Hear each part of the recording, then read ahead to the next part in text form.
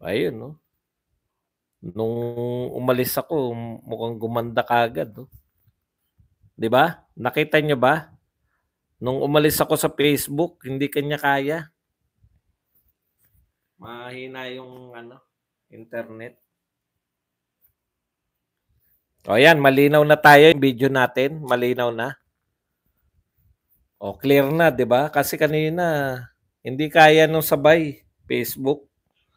Tatatloy ko pa sana. O matagal na kasi tayong vlogger, nakakahiya naman na ano, 'di ba, no? Nakakahiya na video lang hindi natin maayos. Okay. Ano niyo na, restart niyo na lang uli kayo. Kasi ako okay na eh. Nakikita ko na malinaw na eh. Start na po tayo. Magandang araw sa atin lahat mga kababayan, saan man panikin ng daigdig naron. Dito na naman tayo sa another episode ng ating vlogs, Badong Aratelis po. Pag-uusapan natin ngayon, ito po, no? Ayon po kay Roque, kapag may nangyari daw kay BP Sara, ang pangunahing suspect dapat ay si Marbil, no? Pag-uusapan din po natin, ito po, hindi ko kasi makita yung original video pero excerpt lang po yung nakita natin, yung minura at pinagbantaang sasampalin ni Mayor Baste itong si Davao Regional Director, Police Regional Director Nestor. Kaya lang, nawala na. Oh. Pagka hindi natin nakita yung link, ano na lang natin. Bukas na natin. Okay. Nakakahiya daw po ang PNP ayon po kay Chis Escudero. Yan. Ano pa ba? Dilima, ganun pa rin. Pilit pong sumasawsaw naman itong mga tropa ni Lenny, lalo-lalo na tong si Barry Gutierrez. May pagkakataong sumawsaw, pati po tong si DJ Chacha ay nakikisawsaw. Ganda po mo pa naman, DJ Chacha. Napoprostrate naman ako sa'yo. Huwag ka na makikisawsaw. DJ Chacha, para naman, di ba? Okay na nga eh. Okay. Pag-usapan po natin, no? Yan po mga pag-usapan natin. Pero bago yan, kung bago ka pa lang dito sa ating channel, mag-subscribe ka na. Dahil ito lang ang tayong channel na may kinikilingan, may pinapanigan, una sa balita, huli sa impormasyon, kaya ano pang hinihintay nyo? Pindot na. Okay, pag-usapan natin, no? Ito po, unahin na natin tong kapag may nangyari. Kay BP Sara. Ayon po kay Roque, ang linaw, no? Sabi po ni Attorney Harry Roque, hiwalay muna natin yung investigasyon niya, no? Kapag may nangyari kay BP Sara, suspect si Marbil. I am on the record on saying this. Sabi yan ni Attorney Harry Roque. Yan ang naging pahayag ni dating presidential spokes Harry Roque. Ayan daw po ang iisipin ng mga tao, no? Dahil sasabihin po ng mga tao, halimbawa po, kaya pala tinanggalan, meron palang masamang balak. Alam nyo, naguguluhan po ako no? Marami po nakikisawsaw dito sa issue na to, lalo na yung dating Vice President. Sabay-sabay na rin natin, no? Pag sabay-sabay na po natin na pag-usapan. Ganun-ganun na lang po tayo. Okay. Halimbawa po, ito po, may pinapakita po rito na table. Vice Presidential Security. Ito muna, yung sinabi muna ni Barry.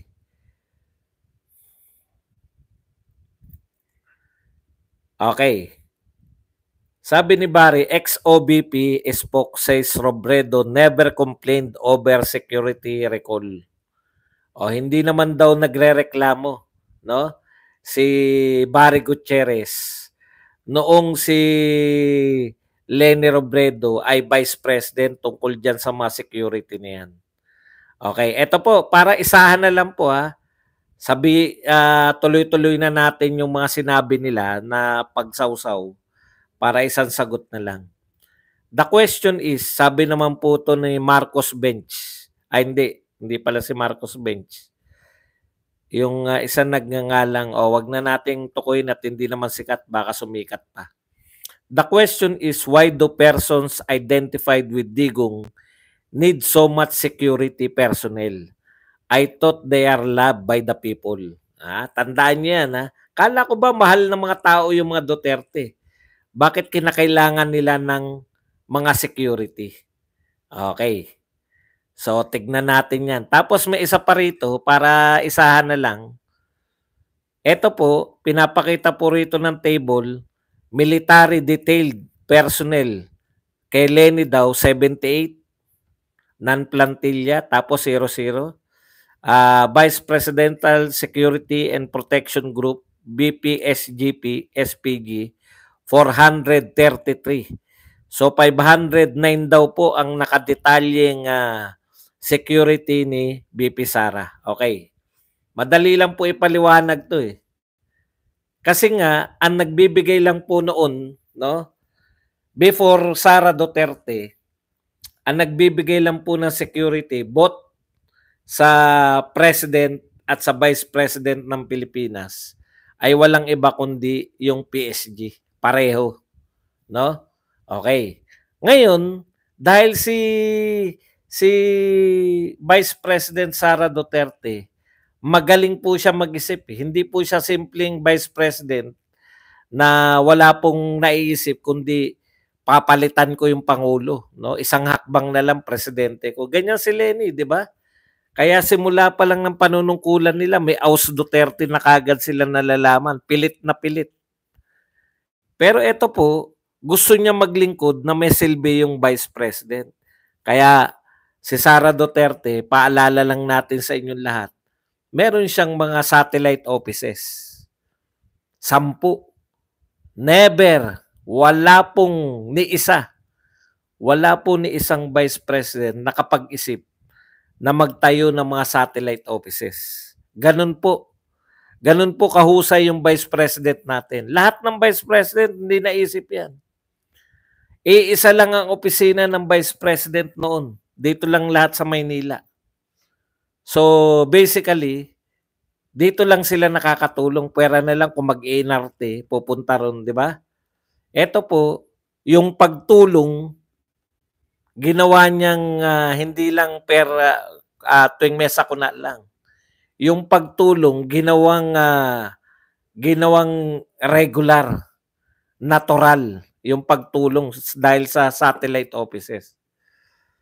O, di ba? Dapat pinasasalamatan natin yung mahirap kasi pag yung mga mahina yung kokote na namumuno at saka ng mga follower, imbis na pasalamatan, imbis na hangaan na nakakaisip ng kakaiba, hindi.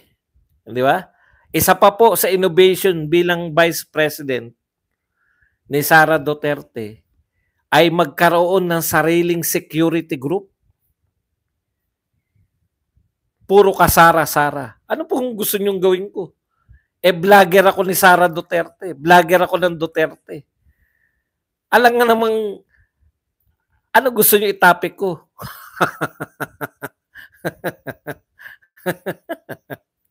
Di ba?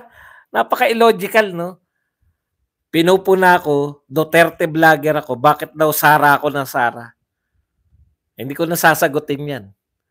Ang tanong ko sa iyo, obviously, hindi ka maka-Duterte, bakit ka nagtsatsaga dito? Yeah? Bakit ka nagtsatsaga?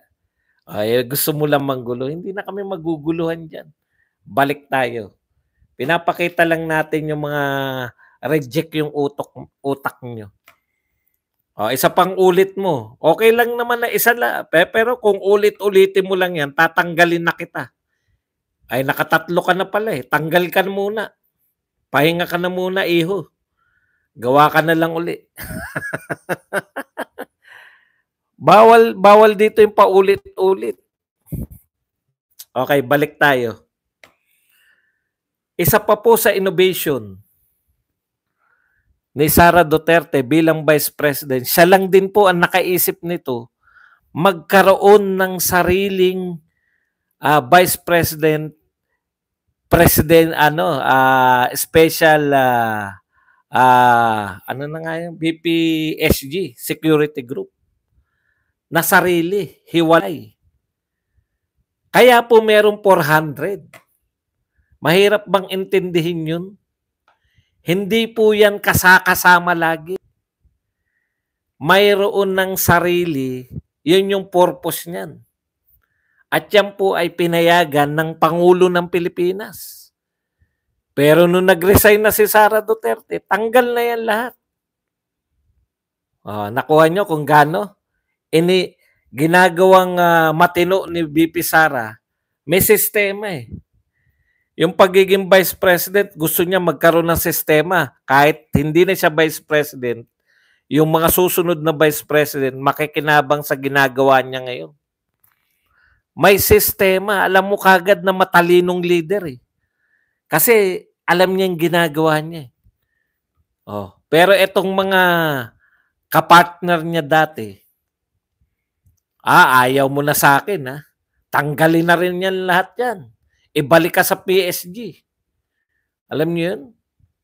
Kahit na napakaganda. So sa kanila hindi uso yung magandang ideya eh. Di ba? Yun yung kaibahan nila kay Pangulong Duterte. Si Pangulong Duterte, may magandang ideya. Tinutuloy niya. 4-piece, nagandahan siya. Tinuloy ang 4-piece. At iba pa, marami pong, hindi kasi insecure si Tatay Digong nung naging presidente. Alam niya na marami siyang gagawin sa Pilipinas, yung war on drugs na lang. Paulit-ulit, hanggang ngayong araw na to, o kahapon yata yan. Si Dilima, si Duterte, ang utak ng war on drugs. Anak ng pupa, sino bang hindi nakakaalam nun? Tinitwist nyo lang eh. Gusto nyong magalit yung tao dahil siyang utak ng war on drugs? Baliktad po. Ang tao ngayon nananawagan ng war on drugs uli. Etong presidente na to, kahit gaano kaganda, pag insiguridad ang umiral, putya, hindi atin yan. Dapat palitan natin. Build.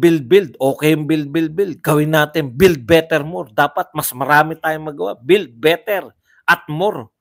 O kaya mas maraming 5,500 yung mas malaki ang pondo sa flood raising ceremony.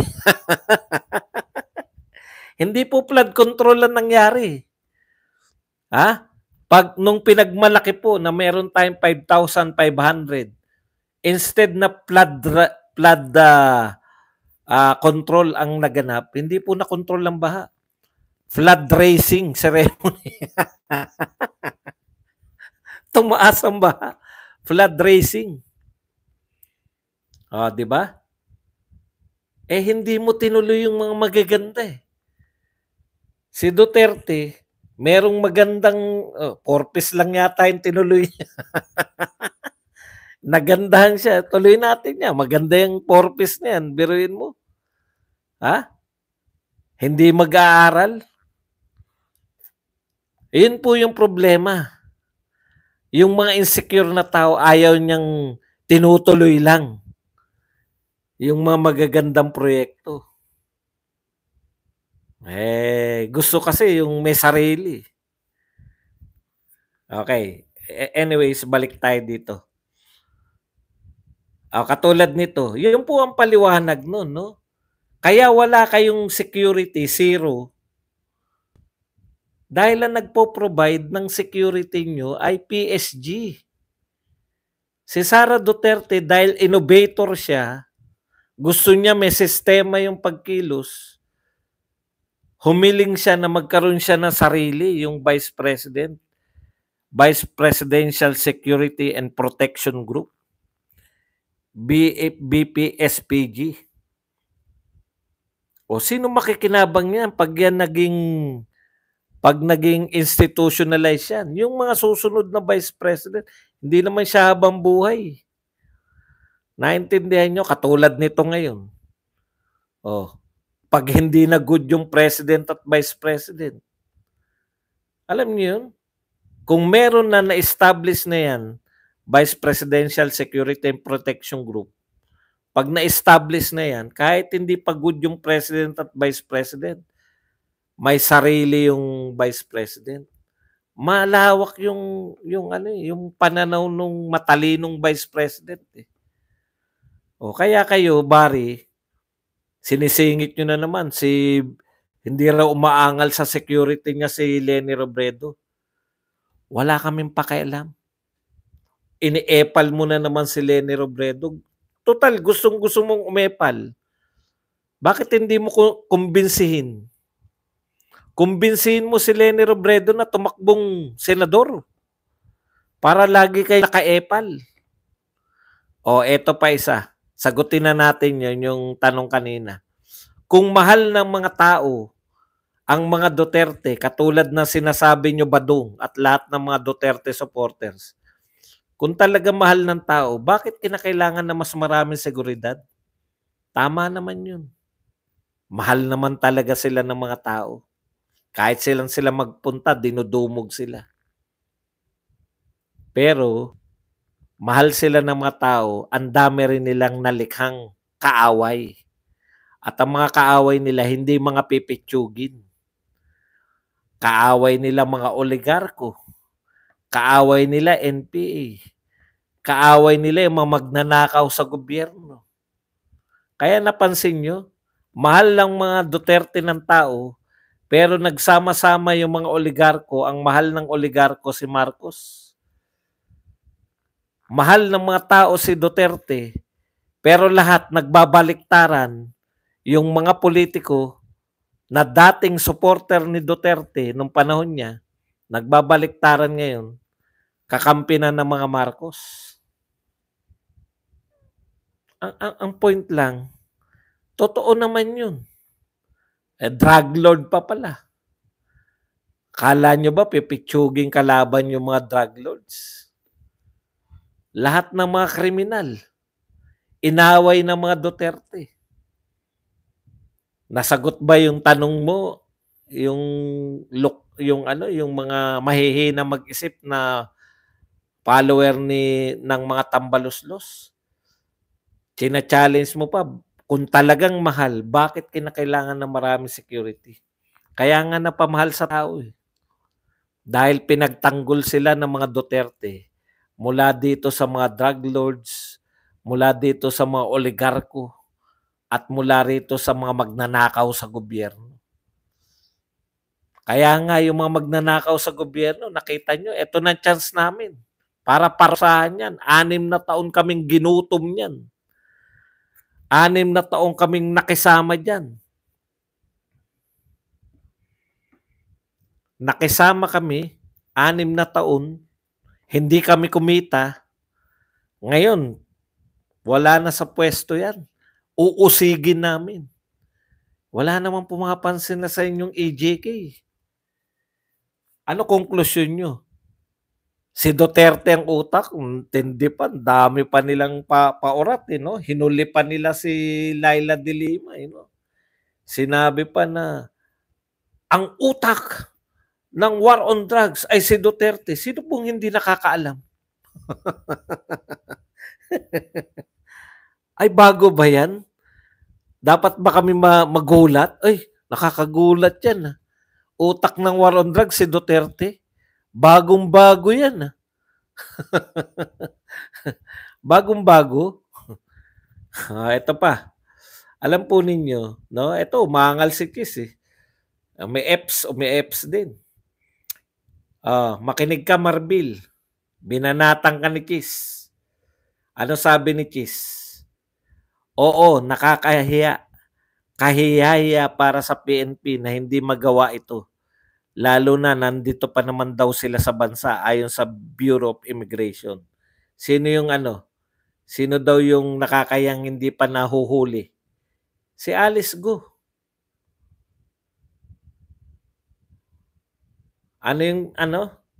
Oo, nakakahiya. Kahihiya para sa PNP. Oh, kala ko ba tinanggalan nyo na si BP Sara? ng security. Dapat, yan yung kinakatwiran nyo, di ba? Alam nyo, nakakahiya po yun. Pinagmamalaki pa nyo na, Mr. President, bakit po dehin bokeke kayo nga pala? Bakit hindi na naman kayo kumikibo tungkol dyan sa pagtatanggal ng mga security kay BP Sara? Approve sa inyo po ba galing yung utos nyo po ba yan? Nagkusa lang ba si Marbil o utos nyo?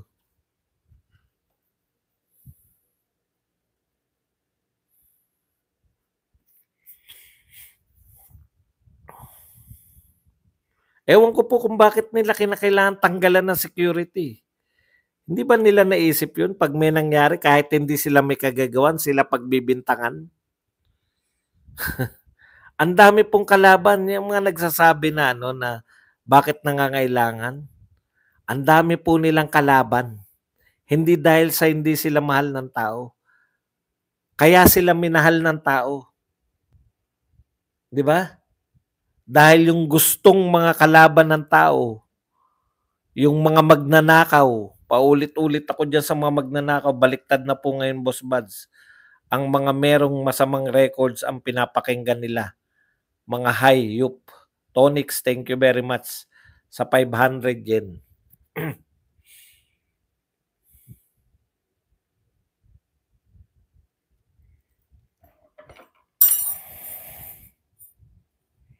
Ako rin eh. Kahit papano si PBBM, hindi ko pinagtatanggol yan. Siyempre, ikaw ang pinakapinuno niyan. Kaya lang, kung siya lang ang masusunod, sa tingin ko, hindi niya iuutos yun. Alam niya yung, ano niyan eh, yung sa politika eh. Di ba? Nananahimik si BP Sara. Kayo bigay ng ayuda, project ng project, naghanda ng matindi sa SONA. Meron pang isang sausaw na masarap tirahin. Okay. Ito asikasuhin nyo, yung mga hindi nyo mahuli-huli. Balikan natin si Roque. Alam nyo kung bakit sinasabi ni Roque na baka may mangyari? Una ito. Yung security na hindi katiwa-tiwala. Hintayin natin si BP Sara kasi may pahayag siya na ano eh. May pahayag si BP Sara na hintayin mo yung sulat sa pagsosoli ng 45, yung natira pa sa kanya. Hintayin mo daw. Okay. At saka ngayon grabe po. Hindi lang po yung mga nagbo-volunteer na maging security. Kasi sabi ni Bato, walang sweldo eh.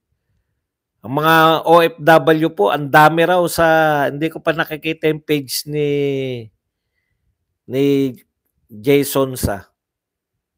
Ang dami raw po nagpe-pledge ng mga OFW na nagpe-pledge sila para makasweldo tong mga volunteer. Imagine niyo, di po ba nakakahiya? Hindi po ba nakakahiya yun na nagbo-volunteer yung mga OFW natin para may maipansweldo sa mga volunteer na magsisecure?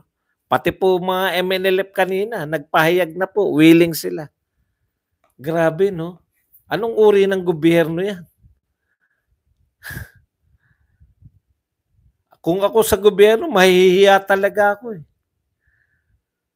Nakakahiya. Kinakailangan pang manawagan ng isang senador na dating PNP chief na mag-volunteer kayo para magbantay kay BP Sara.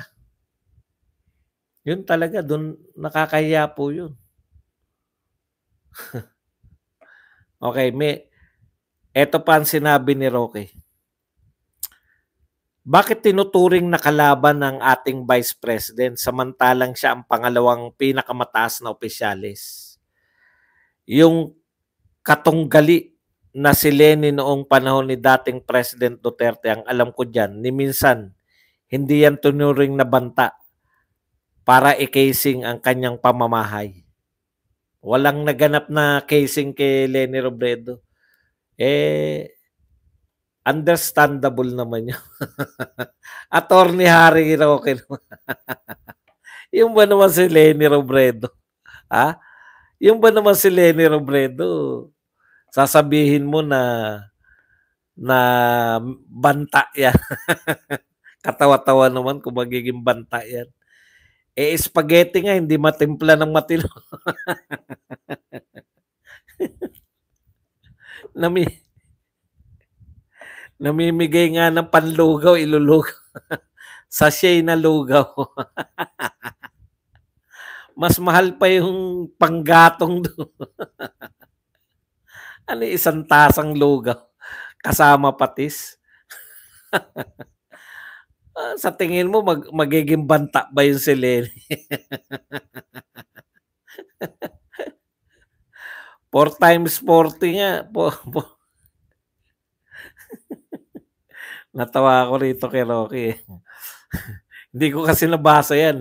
Si Lenny daw hindi tinuring na i-casing ang kanyang pamamahay. Yun po, dun po ako nagulat eh. Sa sinabi ni BP Sara na kinikasing yung bahay, sinosurveillance. Ganun po ba kayo mag-treat ng inyong mga political opponent? Demokrasya po tayo. Normal lang po na mayroong tinatawag na oposisyon. No? Bakit po nyo isosurveillance yung mga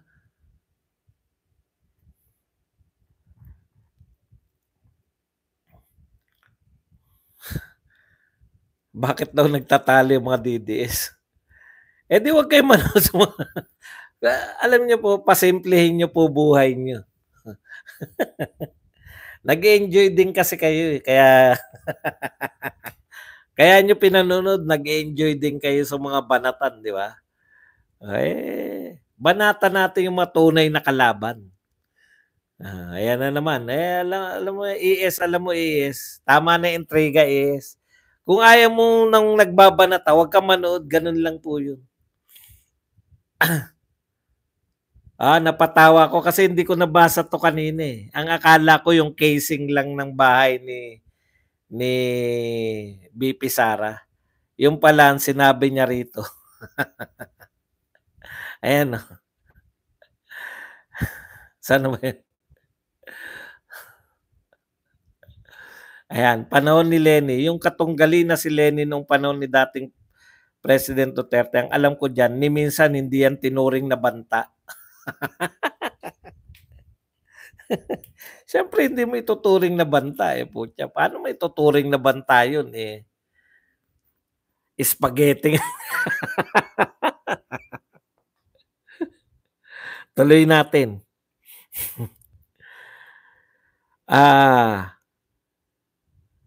Nandyan din siyempre yung usap-usapan na dahil siya ay idinawit ng mga teroristang CPP-NPA sa kaso nakabinbin ngayon kay dating President Duterte sa ICC, mukha at lumalabas alinsunod dito sa revelation na kinikasing ang bahay niya, mukhang talagang may intensyon na ipakulong ang mag-amang Duterte. O siyempre, dinagdagan na lang ng kwento niya. Si Harry Roque, dinadagdagan na lang. Eh, hindi nga, pera biro, di ba? Seryosohin natin kasi marami pong kaaway si BP Sara. Marami talaga. Mga magnanakaw, mga drug lords, sama mo pa yung mga NPA, etc. Siyempre, yung mga nasa gobyernong magnanakaw.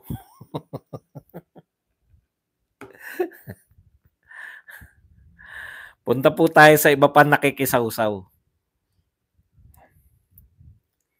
Dinidilima, kala mo may impact yung sasabihin niya. No? Nakakatawa talaga yung mga dilawan, no?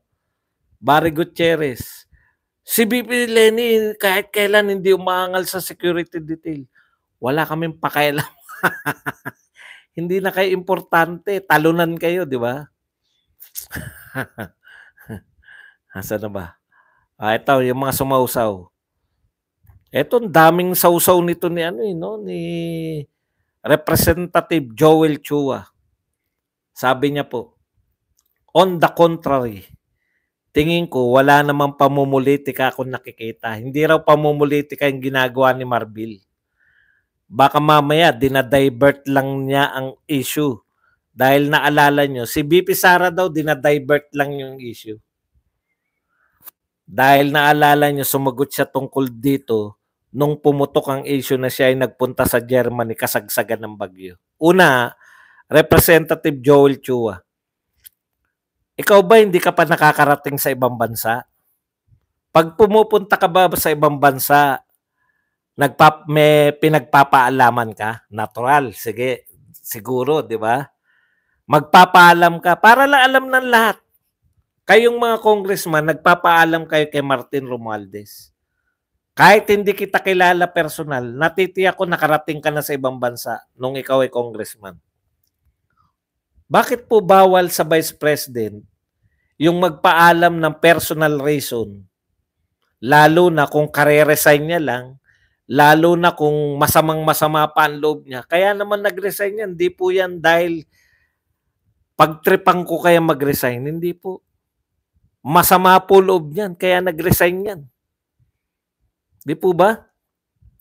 Nung nagpunta po si dating Senate President sa ibang bansa, naging issue po ba? Wala. Ikaw ba hindi pa nagpupunta sa ibang bansa? Marami pong congressman, nababalita na lang natin nasa ibang bansa na. Lalo na pag-recess. Bawal po sa Vice President ng Pilipinas na magpaalam sa Pangulo. Bawal po siyang bumiyahe papunta sa ibang bansa. Bawal pala. Bakit pinayagan ng Pangulo? Kayo po ang gumagawa ng issue sa Germany. Wala namang issue sa Germany. Ang issue po, no? Pinagmalaki ng presidente natin na may 5,500 flood control projects. Tapos biglang umulan, biglang bumaha. Flood racing ceremony pa. Flood racing ceremony pala yung naganap. Nakuha nyo? Sasaw-saw na rin lang kayo eh. Hindi nyo pa ayusin. Diversion po ba yan? Hindi po diversion yan. Hindi po iniinda ni BP Sara yung batikos ninyo sa pagje-Germany dahil wala namang kabati-batikos doon. Kayo lang naman, kayo ang gumawa ng issue. Yung pagpunta niya sa Germany, yun ang malinaw na diversion sa paninitan ng mga tao. Nasaan yung 5,500 flood control program? Bakit parang flood racing ang naganap? Hindi flood control, flood racing. Oh. Meron pa mga sumausaw? Meron. Si DJ Chacha. Hinuli ko talaga to. Ganda pala nito, no?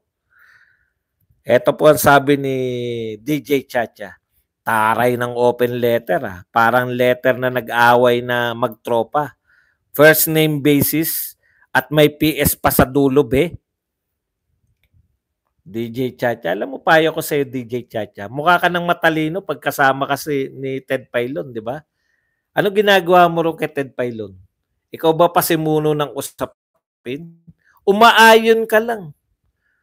Pag napapanood kita, magbabasa ka ng konting balita, magre-react si Ted Pailon. Meron siyang reaction. Tapos ikaw, aayon lang. Yun talaga dapat mong ginagawa. Ayon-ayon lang, tango-tango lang, magmumukha ka ng talino. Pero ikaw pa, sasaw-saw ka pa.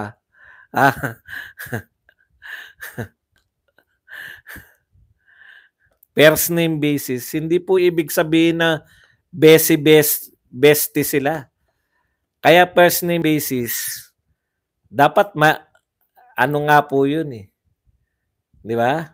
Parang sarcasm na yun eh. Romel. Kung hindi nyo po naintindihan yun, kasi dapat General Romel. O General ano. Yung tawagin kang Romel, nilalagay lang siya. Hindi po sila first name basis. Inilalagay lang siya. Parang ipinakikilala lang muli ni BP Sara yung tungkulin niya na siya ay Vice President.